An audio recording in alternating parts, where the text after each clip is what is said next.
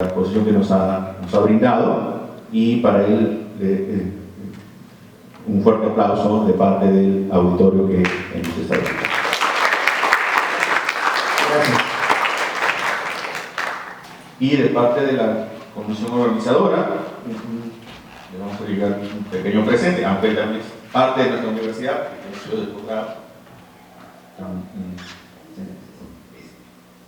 Y con esto estaríamos cerrando la actividad de hoy día y los invitamos para mañana, en la mañana, a continuar con el segundo día de exposición.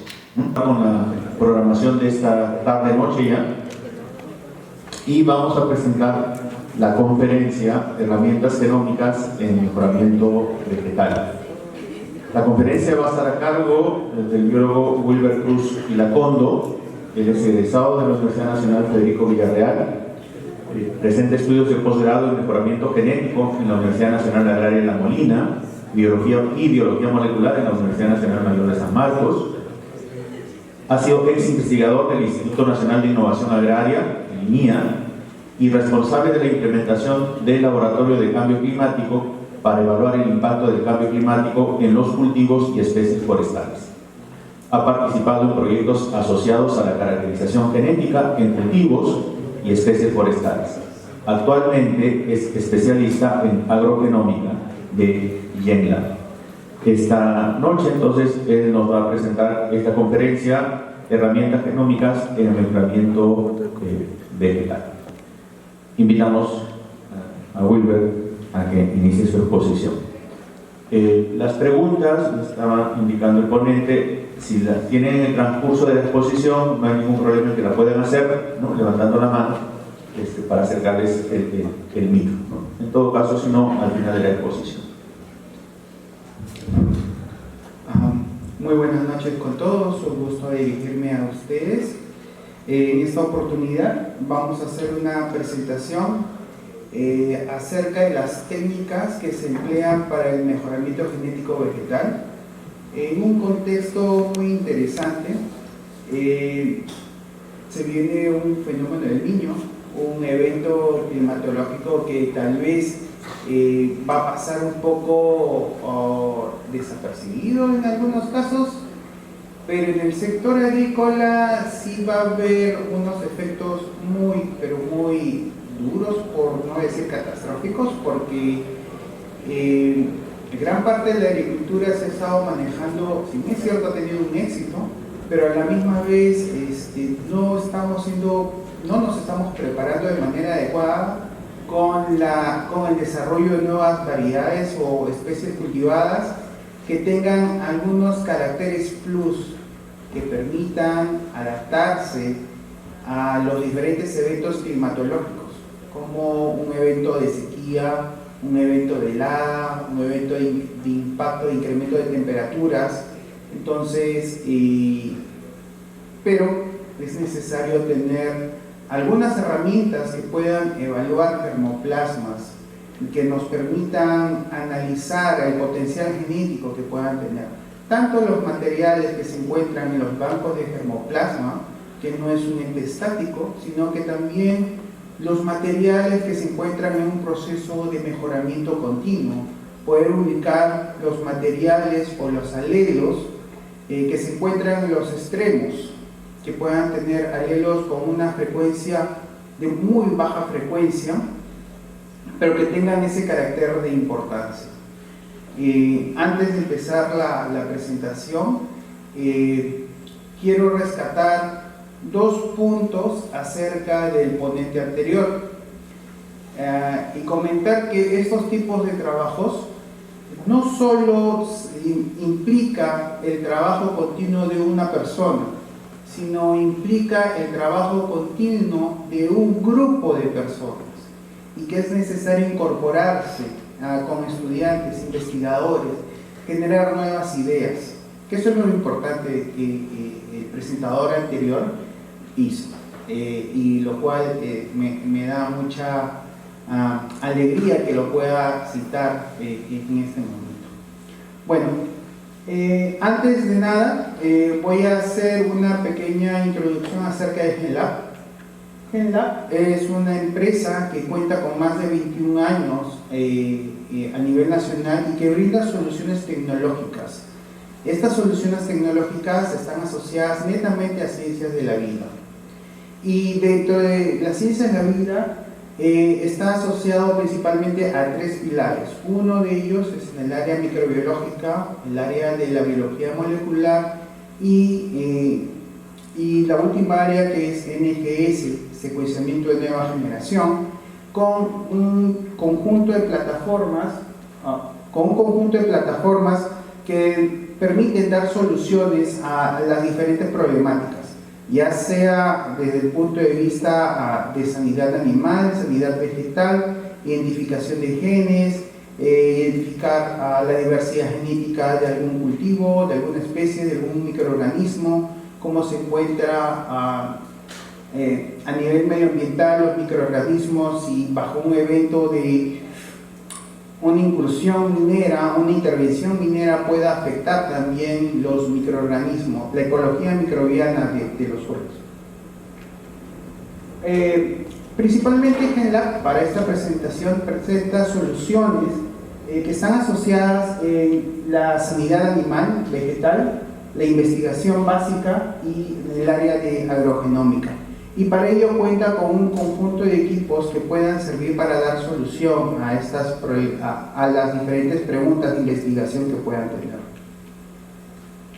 Con respecto a las plataformas, GenLab cuenta con un conjunto de equipos, en este caso son los secuenciadores, la empresa Illumina, que es un socio estratégico, que permite realizar secuenciamientos genómicos desde un virus hasta bacterias, parásitos, otros sistemas eucariotes más complejos, como en el caso de las plantas o humanos, y en su defecto también realizar estos tipos de trabajos de secuenciamiento de una manera mucho más acelerada. Es así, de izquierda a derecha, que tenemos un portafolio de equipos que puedan dar solución a cada una de las preguntas e investigaciones que ustedes tienen. El secuenciador de menor capacidad es un ISEC y el de mayor capacidad es un NovaSeq X, que te permite realizar secuenciamientos de 48 genomas en menos de 24 horas. También cuenta con equipos que tienen una categoría IBD, como son los NextSeq y los NextSeq 550 y los MySeq. Estos dos de color plomito o blanco son los que tienen la categoría IBD. También existen otros secuenciadores que te permiten realizar trabajos de transcriptómica con fragmentos desde 150 pares de bases hasta 300 pares de bases, y también dependiendo de la profundidad del secuenciamiento uno puede seleccionar un secuenciador específico para estos tipos de trabajo. Me estaba olvidando que si bien es cierto los secuenciadores es importante para los trabajos de investigación, pero también implica tener una capacidad de respuesta para el análisis. Si bien es cierto, en la actualidad las capacidades en el Perú en temas de bioinformática están incrementándose, pero también existen algunas soluciones dentro de la misma plataforma de Illumina, donde la información puede cargarse a través de la nube y a través del sistema se puede almacenar la información y a la misma vez realizar los análisis. Y ya para eso existen algunos scripts previamente registrados en esta plataforma, con la cual permite analizar los datos, la información genómica y los datos crudos, por así decirlo, se analizan y ya empiezan a tener algunos datos mucho más limpios para los trabajos de publicación, la identificación de genes, entre otros. Uno de los temas de éxito por la cual esta plataforma es muy interesante es que tiene la capacidad de poder responder, de que su mecanismo de trabajo puede funcionar perfectamente a las condiciones ambientales distintas que existen en el Perú. En este caso, estos equipos han sido probados tanto a nivel de costa y de sierra, en la zona de Cusco y de Puno, en dos universidades distintas, en la San Antonio de Abad de Cusco y también en la Universidad Nacional del Altiplano, donde se realizaron análisis o estudios de metagenómica, comprobando que los resultados y las métricas que se realizan a nivel de costa y a nivel de Cusco y Puno son las mismas. Es así que Illumina en el año 2019 publica en su página web que estos equipos, si bien es cierto, han estado desarrollados para condiciones de costa a nivel del mar, también funcionan de la misma manera bajo las condiciones de altiplano. Otra de las plataformas con las cuales cuenta GenLab son las plataformas automatizadas.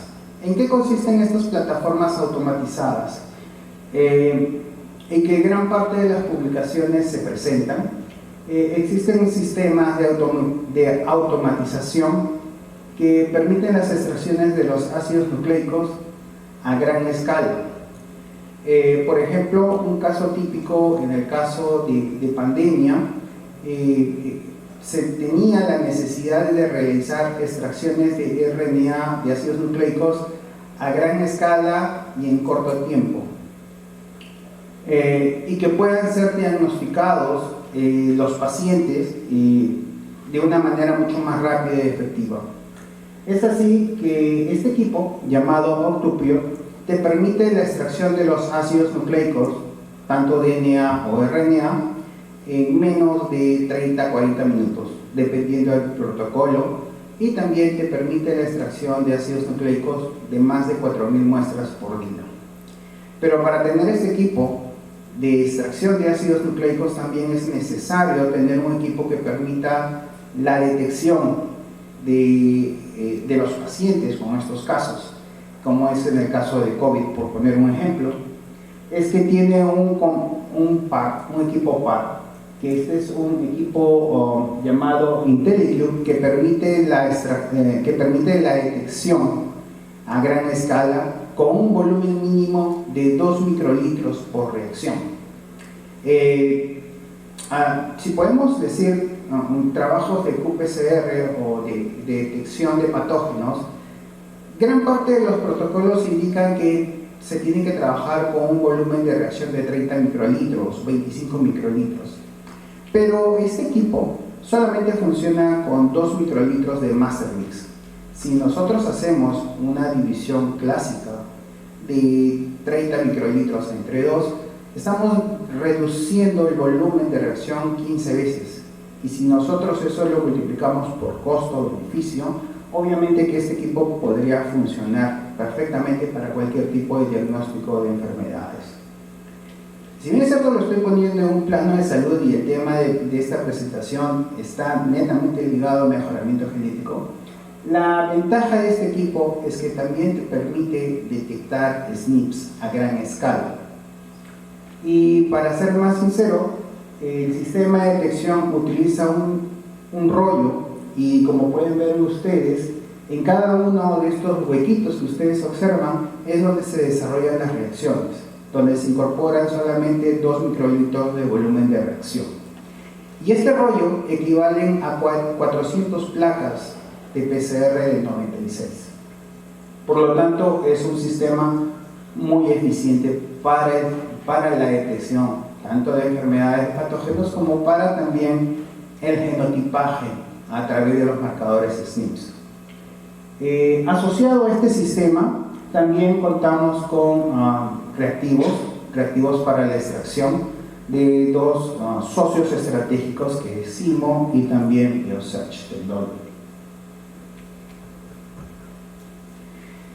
Dentro de los trabajos, ya entrando netamente al área vegetal, es importante que las muestras biológicas en un proceso de investigación sean debidamente colectadas, registradas, almacenadas para sus posteriores trabajos de extracción de ácidos nucleicos. Muchas veces los investigadores realizan incursiones a las zonas de selva, por ejemplo, si están trabajando con especies vegetales o si están trabajando con cultivos, colectan las hojas, ¿sí? O en su defecto colectan los tubérculos si son especies que son autógamas, que tienen un sistema de propagación vegetativa, colectan las hojas y muchas veces estos investigadores lo que hacen, colocan las muestras en un medio frío y lo transportan hasta el laboratorio para posteriormente realizar las extracciones de ácidos nucleicos. En la actualidad, si bien es cierto, esta es una metodología que ha funcionado muy bien, pero en algunos casos sucede que las muestras empiezan a incrementar el contenido de polifenoles que afectan en el proceso de extracción de los ácidos nucleicos. Y cuando sucede este proceso de incremento de polifenoles dentro del proceso de extracción, muchas veces se pierden el DNA, porque en el proceso de barrido los polifenoles arrastran consigo los ácidos nucleicos. Y existe un sistema llamado BioArc, y en este sistema te permite colectar la muestra a través de un disco de ADN, un disco de tejido vegetal, y se puede almacenar en estas placas de 96 que son de 2 mililitros de volumen, y se coloca una sílica especial, y con esto se cierra, se sella netamente y se lleva al laboratorio para los procesos de extracción. ¿Qué te genera esto? Que cuando uno realice los trabajos de extracción de ácidos nucleicos, pueda uno tener ADN de buena calidad, de buena cantidad, para los siguientes trabajos de investigación, ya sea genotipado por microsatélites, genotipado por FDP, genotipado por SNPs, o trabajos de NGS por secuenciamiento de GBS, entre otras. También el Instituto Nacional de Innovación Agraria ha publicado y han liberado variedades con esas características. Entonces, estas tendencias están cambiando poco a poco, pero para bien del público consumidor. Hasta hace unos años no se conocía el tema de metales, de la acumulación de metales pesados en la agricultura. Es así que en el 2014 la Comunidad Europea bloqueó la producción, bloqueó el chocolate con altos contenidos de cadmio, 0.5 partes por millón. Ellos empezaban a rechazar los lotes de producción de chocolate. En la actualidad se ha visto que existen algunas herramientas genómicas que permitan identificar algunos genes que son de importancia para poder regular o reducir el contenido de metales pesados a nivel de grano.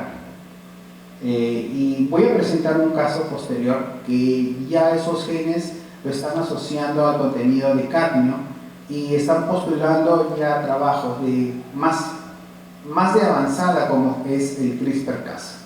¿Sí? Entonces, de esa manera es que los trabajos de mejoramiento genético asociado a la parte genómica, asociado también a los trabajos de CRISPR-Cas, empiezan a unirse, a entablarse para desarrollar estas nuevas variedades. Desde un punto de desarrollo tecnológico o en su defecto desde el punto de vista de investigación básica.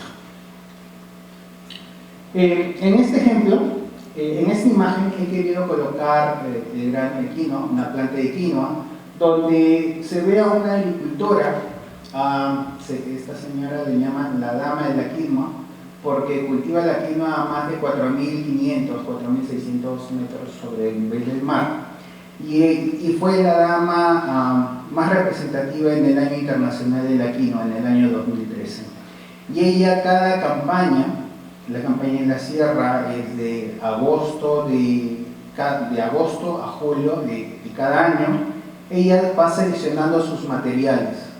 sus materiales por los caracteres que ella cree que es conveniente para el mercado.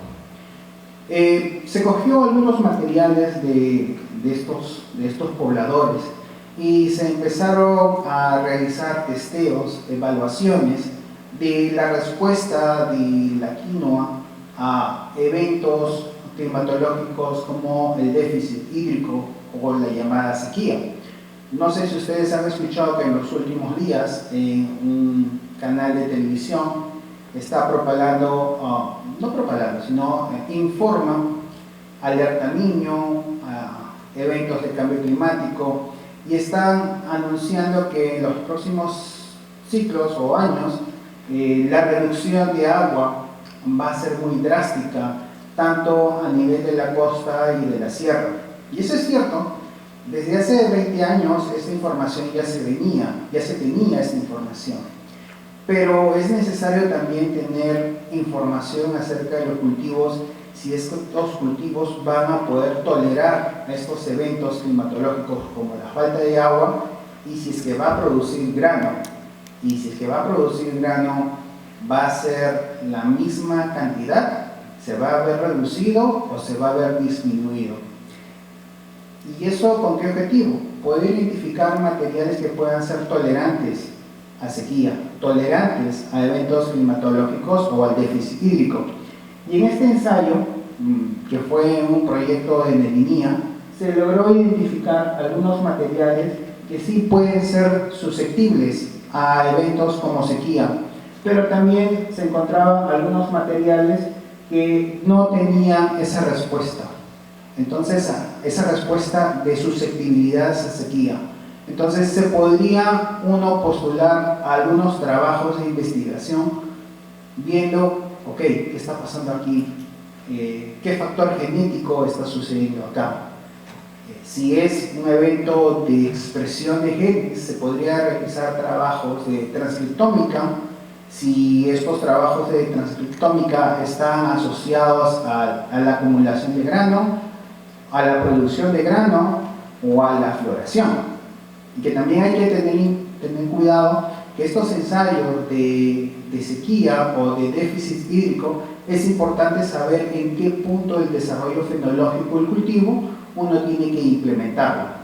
En este caso, por efectos por interés de la investigación, es que nosotros iniciamos los procesos de sequía al inicio de la floración.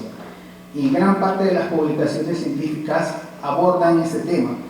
Ok, desarrollamos los eventos de sequía al inicio de la floración, en estado vegetativo o en estado intermedio de la floración. Gran parte de los investigadores sostienen que al inicio de la floración es importante evaluar si los materiales son tolerantes o susceptibles. ¿Y eso es por qué? Porque existen dos mecanismos en los cuales los cultivos uno de ellos es escapar de ese evento de sequía, ¿ok? Y a eso le llaman evasión, ¿ok?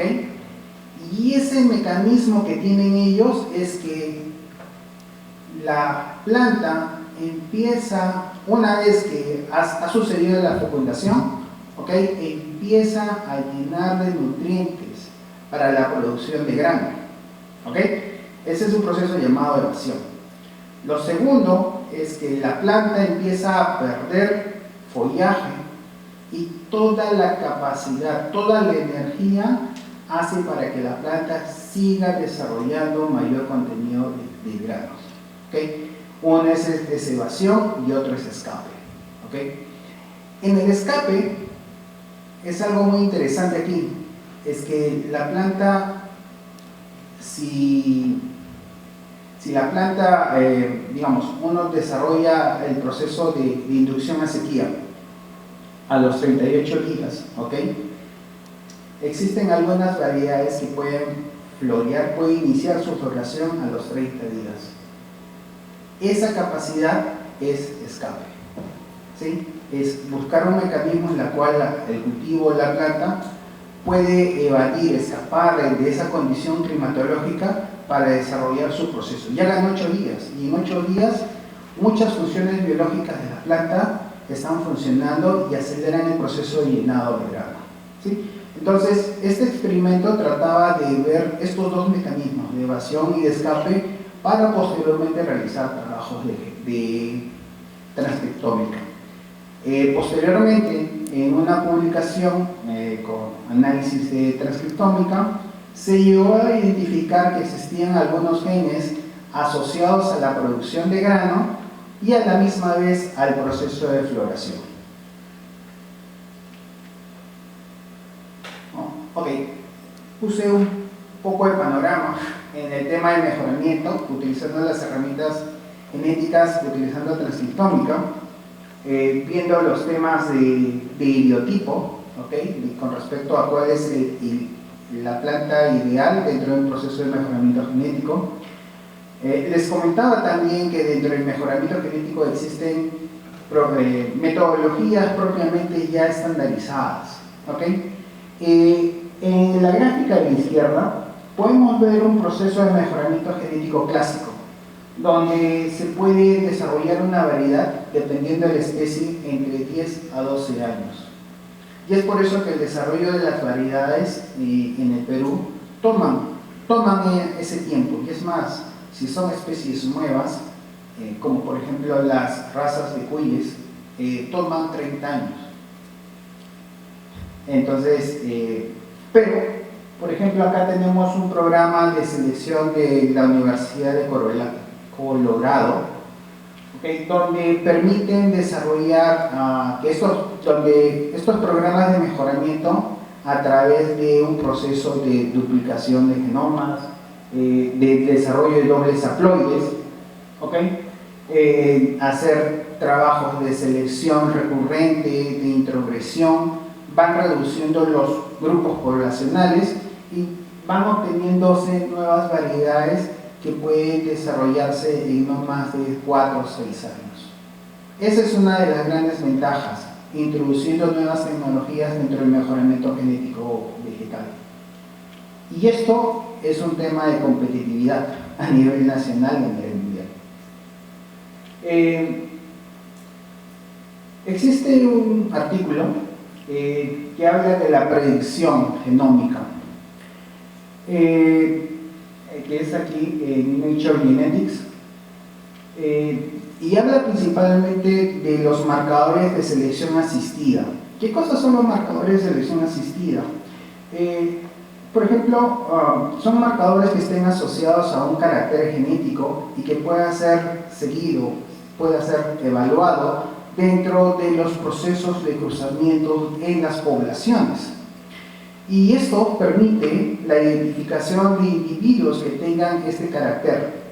Se van seleccionando, se van realizando las retrocruzas y se van fijando algunos caracteres de interés. Eso de allí es marcadores de selección asistida. El artículo aborda que es importante desarrollar más trabajos de selección asistida con técnicas modernas para tener una ganancia genética. Desde el punto de vista agronómico, la ganancia genética es un valor de covarianza, donde incorporan que cada proceso de recombinación o de cruzamiento va generándose un valor, y este valor, que es el valor de la heredabilidad o la covarianza, si va llegando a un valor de 1, que tienda a 1, van indicando que este carácter se ha fijado completamente, y al fijarse completamente está listo para ser liberado como una nueva variedad. Pero esta ganancia genética de los diferentes materiales, año tras año, para obtener nuevas variedades. Y es así que es necesario que año tras año se vaya ganando para tener trabajos de selección genómica. Existe una publicación que señala que para el 2050 la población humana va a llegar a más de 9.000 millones de personas. Y aquí viene la contradicción. Si esta cantidad de personas van a tener que disponer de alimentos para poder subsistir, La pregunta es, ¿vamos a tener la misma capacidad de respuesta en alimentos para poder alimentar a tantas personas? Entonces, lo que el artículo aborda es que es necesario incorporar nuevas tecnologías para el desarrollo de nuevas variedades con una mejor ganancia genética. Y es así que los trabajos de mejoramiento genético en la actualidad están abordando netamente en la evaluación de los bancos de germoplasma y también de los trabajos de mejoramiento genético, colectar la máxima variabilidad genética para el desarrollo de nuevas variedades y en cada etapa de este proceso tener este valor de ganancia genética bien testeado dentro de las poblaciones para no tener ningún error dentro del proceso de mejoramiento.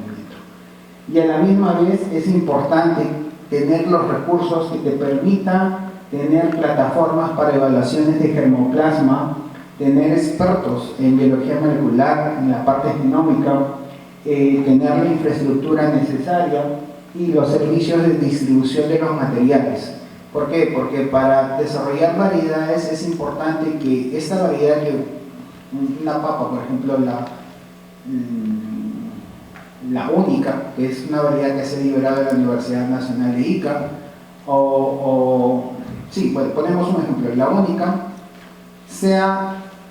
tenga la misma capacidad de respuesta y de productividad en diferentes ambientes geográficos, como por ejemplo la zona sur del país de Ica, la zona de Arequipa, la zona de Tacna, que tengan esa misma respuesta. Entonces es necesario que estos materiales tengan la misma capacidad de respuesta a los diferentes ambientes geográficos, y para eso es necesario también un proceso de distribución de materiales o de germoplasma. Ok, hemos hablado la importancia de los trabajos de mejoramiento genómico, cómo es que se debe de incorporar la ganancia genética dentro de los programas de mejoramiento, que es importante el empleo de los germoplasmas y de los materiales en proceso de mejoramiento, tomando también la importancia de tener información adecuada para tener resultados mucho más óptimos y poder reducir en corto tiempo, y no más de 5 o 6 años, el desarrollo de nuevas variedades. Y quiero incorporar este término denominado SNPs. Gran parte de las personas del público conocen. Es simplemente la variación de un nucleótido dentro de una posición específica de un gen. Si nosotros empezamos a evaluar, a secuenciar diferentes individuos dentro de una población, ¿okay? Y tenemos un nivel de cobertura, por ejemplo, de 10 individuos, pues es un ejemplo, nosotros vamos a tener una variación dentro de esta secuencia de nuestro gen, con una variación de adenina por guanina, ¿sí? Y esta información, si nosotros evaluamos en un cultivo o en su defecto en animales, podemos tener subpoblaciones con los diferentes caracteres. Por ejemplo, una frecuencia de los alelos de adenina, o una frecuencia de los alelos de guanina-guanina, o en su defecto de un carácter adenina-guanina. Esto de aquí nos permite separar subpoblaciones. Pero ¿qué pasa si solamente estamos evaluando un SNP? Ahora, imaginémonos si empezamos a evaluar 2 SNPs. Aquí empezamos a ver que existe una subvariación dentro de una población y podemos realizar los trabajos de separación, de segregación dentro de los materiales. Es así que se desarrollan los trabajos de mejoramiento genético actual, evaluando los SNPs dentro de una población de estudio. ¿Sí? Hasta aquí, no sé si se entiende. ¿Tienen alguna pregunta? ¿Todo está claro? ¿Sí? Continúo.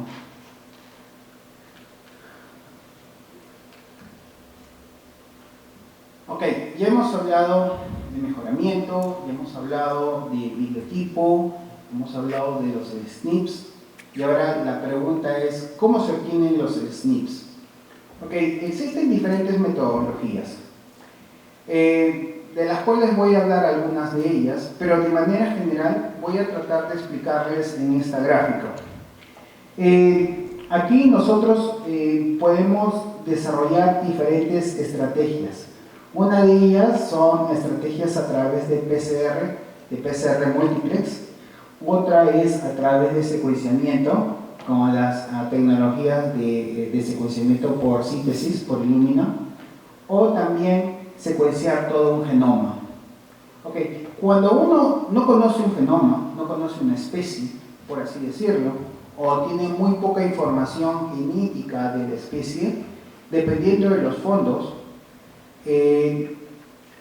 puede uno entrar al tipo de investigación más básica, realizando secuenciamiento de todo el genoma.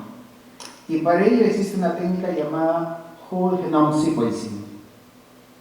Existe otra técnica que es reduccionista, que es la denominada Genotyping by Sequencing. Me estaba olvidando.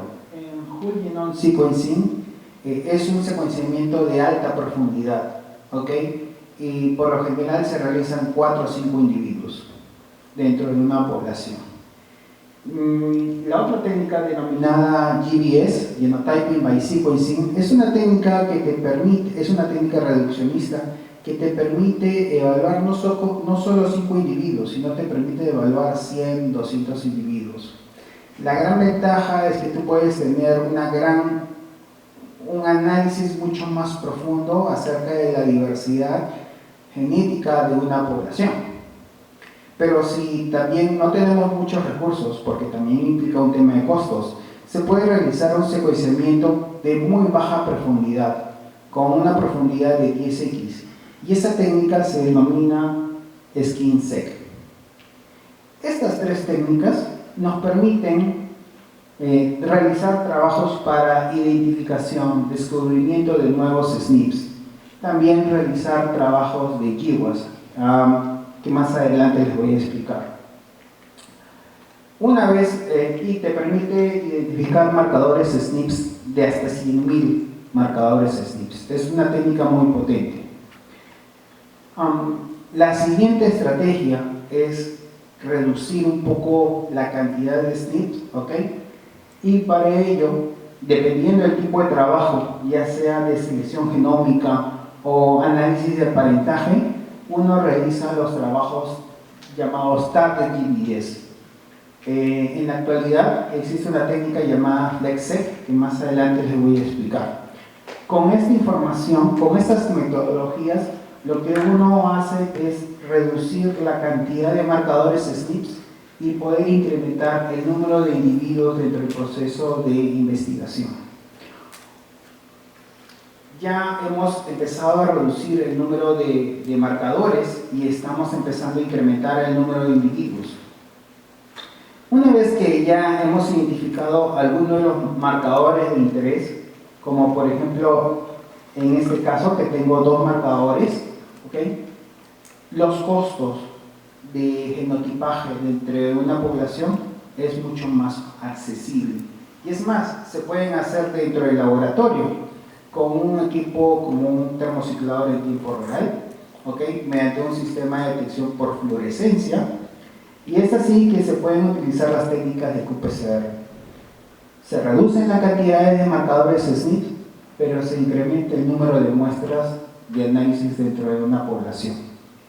Y para ello existe una tecnología que me olvidaba de colocar acá, que se llama CASP, que es PCR de alelos competitivos, que más adelante les voy a explicar. Dentro de los programas de selección asistida, existen, voy a retroceder una diapositiva, dentro de este grupo de marcadores es importante saber la cantidad de marcadores SNPs que uno va a generar y cómo se desarrolla. Esta gráfica nos permite identificar,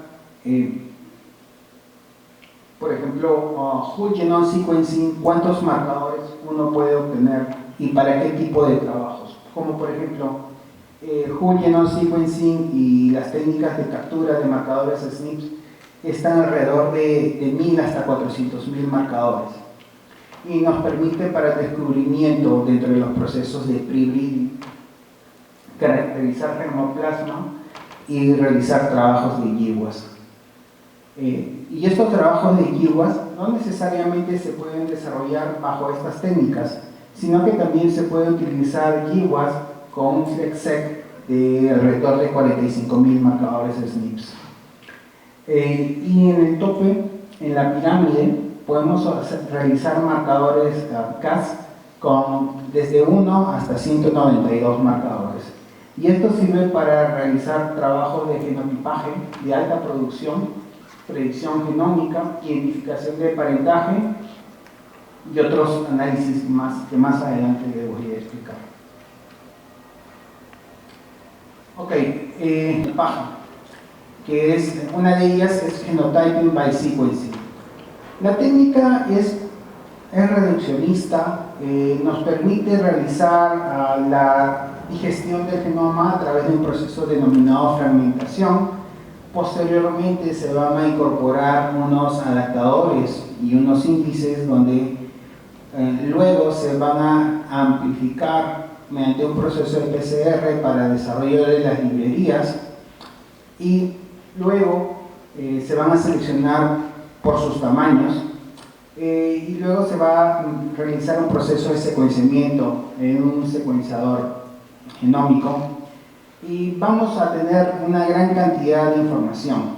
Como ya les comenté, estas técnicas te permiten identificar marcadores SNPs, identificar algunas regiones que se denominan QTLs, permite evaluar la diversidad genómica, realizar los trabajos de GWAS, realizar trabajos de filogenia, entre otras.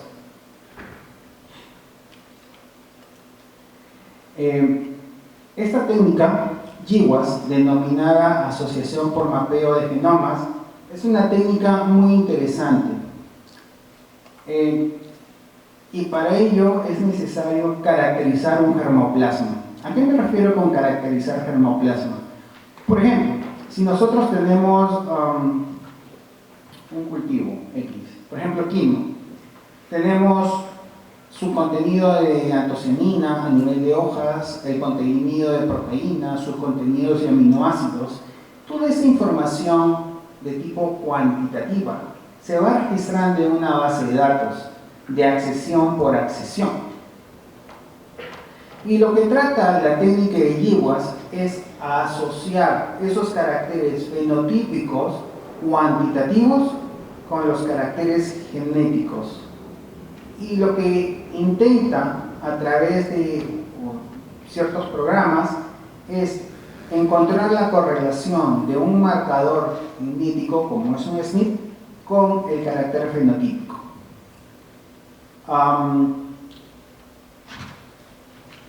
Y empieza y se desarrolla una gráfica. En esta gráfica lo que trata de explicar aquí es los diferentes colores que están representando a un cromosoma y estos puntos que se encuentran en cada uno de los cromosomas son los diferentes marcadores SNPs. Existe un índice llamado el índice de Bonferroni, que por lo general es un valor de 4. Valores por encima del valor de, marcadores de SNPs por encima de 4 están netamente ligados a un carácter fenotípico. En este caso, para el ejemplo que les estaba explicando, de contenido de aminoácidos, por ejemplo, podría estar ligado a que existe en el cromosoma 10 está asociado a un carácter de aminoácidos. Es así que se empiezan a asociar los caracteres fenotípicos con los caracteres genéticos. Y para ello, si bien es cierto, las matemáticas es un poco complicada, pero también existen programas que ayudan a ello. Pero solamente para explicarles aquí que para desarrollar estos tipos de técnicas es necesario trabajar con diferentes modelos. Así como en la presentación anterior trabajaron con modelos in vivo, in vitro, en este caso se trabajan con dos o tres modelos. Un modelo denominado modelo lineal general, donde utilizan la covarianza de los marcadores SNPs y también los trabajos y la información de la estructura poblacional y de los análisis de PSA.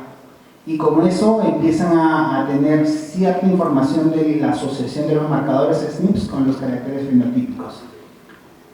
Cuando existen discrepancias con respecto a la asociación del marcador genético con el carácter fenotípico, incorporan otra variable más llamada el kinship, o es el efecto del parentaje, de la asociación que pueda tener los marcadores dentro de las poblaciones, y con eso desarrollan un modelo lineal, se desarrolla un modelo lineal mixto. Existe un programa llamado TASEL que tiene ejemplos dentro de ellas y donde uno puede realizar estas modelaciones y van encontrando algunos marcadores y trabajan con el programa de maíz. Y es muy interesante, yo les invito a que puedan informarse con respecto a esta información y más adelante podrían estar incorporando ustedes como investigadores manejando estas técnicas para la selección de marcadores de selección asistida. Otra de las técnicas llamada es la técnica de FlexSec. Esta técnica es el desarrollo de marcadores, de primers específicos para una región de interés. Se desarrollan estos primers, ¿sí? Y luego se realizan las amplificaciones. Estos primers presentan un marcaje llamado índices y luego se realizan los secuenciamientos a través de un equipo de un NextSeq 550 o un MiniSeq, ¿okay? Y se obtienen las secuencias nucleotídicas. Y una vez que tiene la información de la información de los nucleótidos en una secuencia, se van registrando valores de 0, 1 y 2. Estos valores de 0, 1 y 2 están asociados a los caracteres de homocigosis o heterocigosis. Si es 1, es un carácter de homocigosis, por ejemplo AA, en una posición específica, ¿okay? Porque la técnica te permite diferenciar eso. 0 es que no existe variación nucleotídica o existe una pérdida de información del nucleótido en ella, o 2 que existe una variación heterocigótica.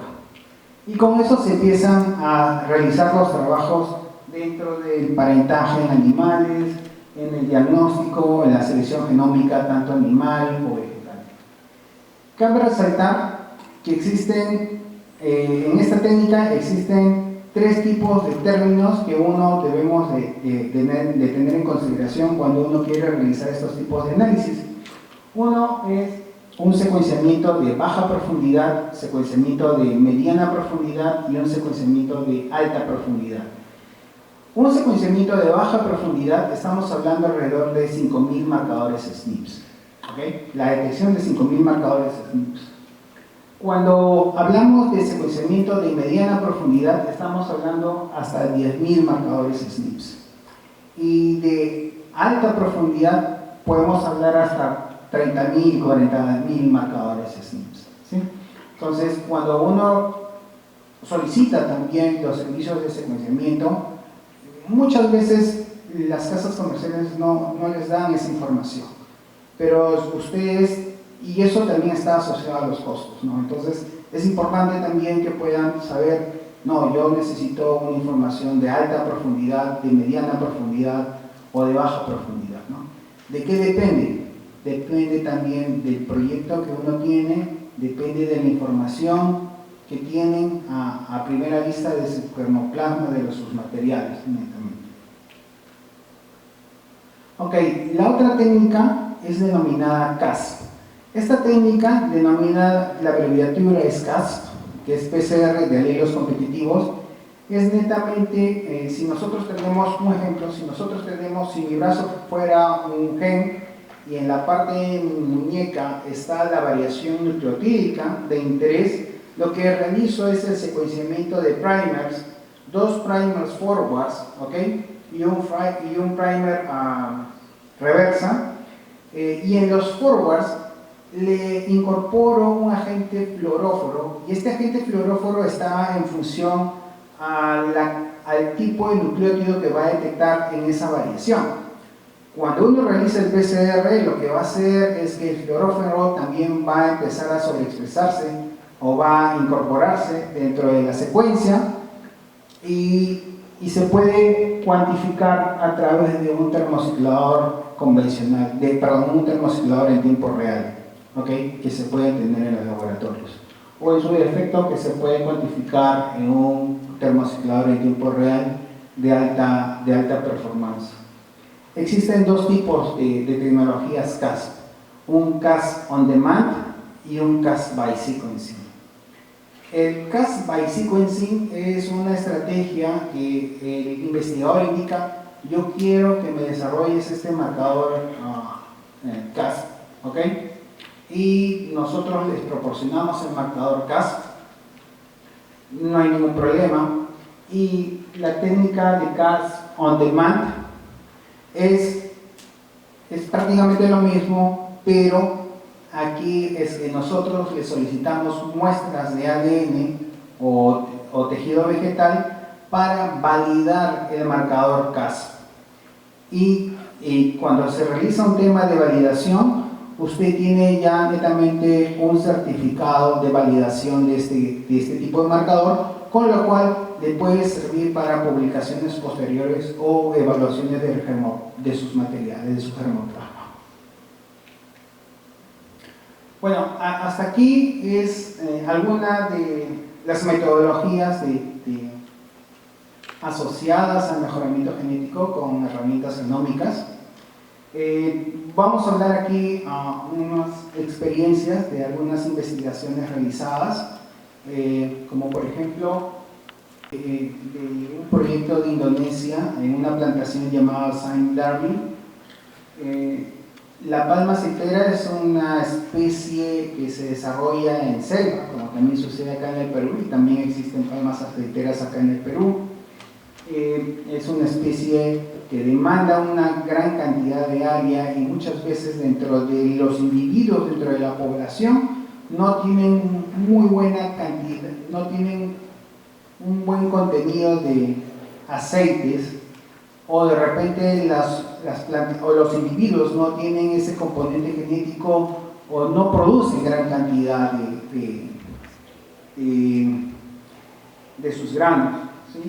Entonces, en este proyecto lo que se trató fue secuenciar los genomas de las poblaciones de 130 a 140 individuos, identificando marcadores que estén asociados a la producción de óleo, ¿okay? De los aceites de la palma aceitera. ¿Con qué objetivo? Identificar cuáles son los individuos que tengan el mejor performance genético para luego entrar a un programa de multiplicación clonal e incorporar a las plantaciones de Saint Darwin. Cabe mencionar que cada 30 años es necesario la renovación de las palmas aceiteras. Entonces, si uno continuaba con el mismo manejo de estas plantaciones, iban a tener una pérdida en su producción. Y lo que hicieron los especialistas en este trabajo de investigación es utilizar las herramientas genómicas para seleccionar cuáles son los mejores materiales, multiplicarlas y posteriormente incorporarlas dentro de las plantaciones. Con lo cual, ¿qué se obtuvo?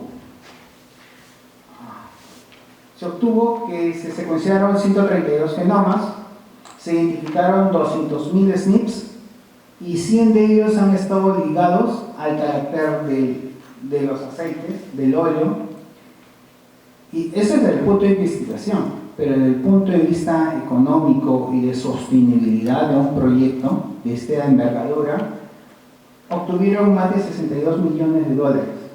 62 millones de toneladas de producción, se mejoró la productividad y se logró incrementar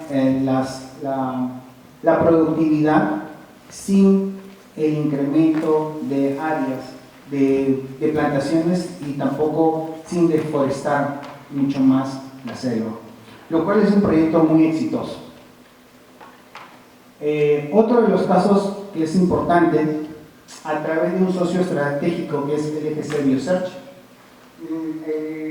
el CIA, el Grupo Consultivo Internacional para la Investigación Agrícola, como es el Centro Internacional de la Papa o el CIMIC o el Centro Internacional de Agricultura Tropical, aplicaron a los fondos de la Fundación Melissa y Bill Gates para desarrollar un proyecto en el África que implica acelerar los programas de mejoramiento en 13 cultivos o en 13 especies de importancia económica para ellos.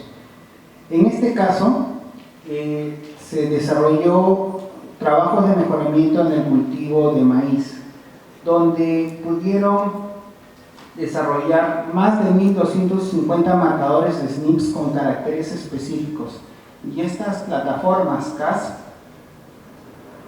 esta plataforma CAS se ha incorporado en más de 350 proyectos de investigación en el CIMI, y la gran ventaja es que estas plataformas son de acceso libre para que puedan incorporarse los otros investigadores y evaluar sus materiales de mejoramiento genético, no solamente del CIMI, sino a nivel mundial. Otro tipo de análisis con marcadores CAS es el uso eficiente de nitrógeno. Y este tema, principalmente en los suelos de la selva. Los suelos de la selva tienen menor cantidad de nitrógeno y su respuesta al uso eficiente de nitrógeno está asociado con la parte fisiológica. Y se han logrado identificar marcadores CAS que puedan evaluar estos materiales con mejor capacidad de asimilación de nitrógeno, y esto genera mayor productividad. O en su defecto, también se han podido identificar marcadores que están asociados al contenido de aluminio. Y el contenido de aluminio es un problema de metales pesados en la selva de todo el mundo y también en la selva del Perú, como es el problema de cadmio en el Perú. Y se ha logrado identificar un marcador que está asociado a un QTL que permite identificar cuáles son los materiales con menor capacidad de asimilación de aluminio y cuáles son los materiales de mayor contenido de aluminio dentro de los materiales de evaluación. Esta es una publicación con respecto al desarrollo de marcadores genéticos en camote. Se ha evaluado más de 330 materiales del Perú y otros materiales del África, utilizando una tecnología denominada DART, que son marcadores SNPs, que es una metodología reduccionista de la misma manera de los GBS. Es prácticamente un array de SNPs, y con eso empiezan a evaluar los marcadores de toda una población de más de 662 individuos, donde han identificado la diversidad genética de estos materiales y a la misma vez han podido reducir de estos 10.000 marcadores, ya por así decirlo, de 10.000 marcadores SNP, han logrado reducir marcadores que te permitan discriminar grupos genéticos de 10.000 hasta 30 marcadores SNPs que nos permita diferenciar los grupos poblacionales. A la misma vez, han encontrado de estos 36 marcadores SNPs, aquí podemos observar cómo se realizan las anotaciones y cómo es que uno puede solicitar la síntesis de los marcadores CAS para posteriores estudios. Asimismo, esta publicación concluye de que dentro de este grupo de los 9.670 marcadores SNPs han logrado identificar 6 marcadores genéticos asociados a la calidad del tubérculo, ¿sí? O sea, puede ser contenido de antocianinas, mayor contenido de materia seca, de almidón, entre otras características. Esta investigación tiene que ver con el desarrollo de marcadores Cas, ¿ok?, en una población de papa, ¿ok?, y principalmente este trabajo de investigación ha sido un trabajo de selección de más de 10.000 materiales del Centro Internacional de la Papa, donde han realizado un trabajo de identificación de marcadores SNPs con la finalidad de encontrar marcadores de resistencia asociados a 2 enfermedades que son de impacto en la agricultura a nivel mundial y también en el Perú, como por ejemplo Phytophthora infestans, que es la rancha, y una enfermedad viral llamada PVI, que es necesario evaluar estos materiales dentro de los bancos de germoplasma para poder realizar trabajos de mejoramiento genético y de segregación dentro de los materiales. Es así que ellos han identificado 2 marcadores que están asociados a la rancha y 2 marcadores que también están asociados a la resistencia al PVI. También nos indican que esta es la variación nucleotídica que se puedan encontrar. Ya en la publicación nos indica que la timina está asociada a la resistencia y la adenina está asociada a la susceptibilidad dentro de sus poblaciones de estudio. Y también indican la ubicación de estos marcadores que se encuentran en el cromosoma 9 y también en el cromosoma 11 respectivamente. Para ya culminar y que no sea tan larga la presentación, creo que me faltan pocos minutos, si es que no me equivoco. Esta es una publicación acerca del desarrollo de marcadores YIWAS para identificar la baja tolerancia al cadmio en el cultivo de arroz. Lo que hicieron los investigadores, de una manera muy general, existen 2 tipos de arroz, un japónica o un índica. Y esos arroces se consumen a nivel mundial. ¿Qué es lo que hicieron estos investigadores? Evaluaron un grupo de materiales del Banco de Germoplasma, del IRRI, del Instituto Internacional de Arroz, en un campo con metal pesado, que es el cadmio, la cual no es con sales de cadmio, sino que es contaminado de manera natural, por así decirlo, que existen suelos que se encuentran contaminados con cadmio. Expusieron las diferentes accesiones y evaluaron el contenido del cadmio a nivel de grano mediante un equipo llamado ICP óptico. Determinaron el contenido de cadmio en las diferentes accesiones y esta es la gráfica que obtuvieron. ¿Qué es lo que se observa aquí? Que existen algunos materiales con un alto contenido de cadmio, pero también existen algunos materiales que tienen bajo contenido de cadmio. Una gran cantidad de individuos con bajo contenido de cadmio y una gran cantidad de individuos que tienen con mayor contenido de cadmio. Y esta variación de cadmio está asociado también al tipo de arroz. En este caso es japónica e índica. Japónica tenía menor contenido de cadmio. Y dentro de japónica existen 2 subvariantes, una japónica tropical y una japónica temperada.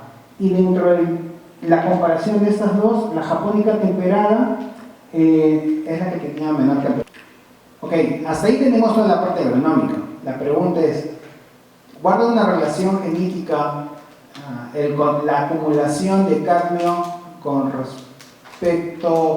guarda una relación genética con la acumulación de cadmio? La publicación señala que sí. Y es así, como antecedente. Anteriormente años anteriores publicaron que existían dos marcadores SNPs que estaban asociados a la baja acumulación de cadmio, que es un gen llamado OSNAR 1 y 5, bueno, y el 3 también. Pero la publicación señala que no solamente estos marcadores estaban asociados a la acumulación de cadmio, sino que también existe un gen llamado OSNAR 2, que es la encargada también de generar esta baja acumulación de cadmio. Y que estas se encontraban principalmente, si vemos esta gráfica que les presenté previamente, existen una gran cantidad de marcadores que se encuentran asociados en los diferentes cromosomas del genoma del arroz. Y principalmente existe en el cromosoma 1 un marcador que está ligado al contenido, a la baja acumulación de cadmio, y en el cromosoma 7 existen tres marcadores que están el HMA3, el NRAM1 y el NRAM5. Pero también en esta publicación ellos identificaron que se encontraron un marcador, gen candidato, que es el OSNAR-RAM2, que se encuentra en el cromosoma 3 y es el principal inductor en las yemas para la acumulación de cadmio. Esta es la comparación de este gen, del OSNAR-2, ¿ok? Identificando que existen variaciones nucleotídicas dentro de los materiales que son bajo acumuladores, perdón, dentro de las accesiones que son bajo acumuladores con respecto a las accesiones que son alta acumuladoras de cadmio. Como por ejemplo podemos observar que en esta región existe una pérdida de nucleótidos. Y en otras regiones, como por ejemplo en el SNP2, existe una variación de guanina por citosina. Y en el SNP3 una variación de timina por citosina, y en el SNP4 que una variación de guanina por adenina. Con esta información, los autores se propusieron a realizar otros tipos de trabajo, pero ya no desde el punto de vista genómico, sino desde el punto de vista ya de CRISPR-Cas, tratando de ver cuál es la porción que pueda generar esa menor acumulación de cadmio a nivel de grano. Si me permite el público, quiero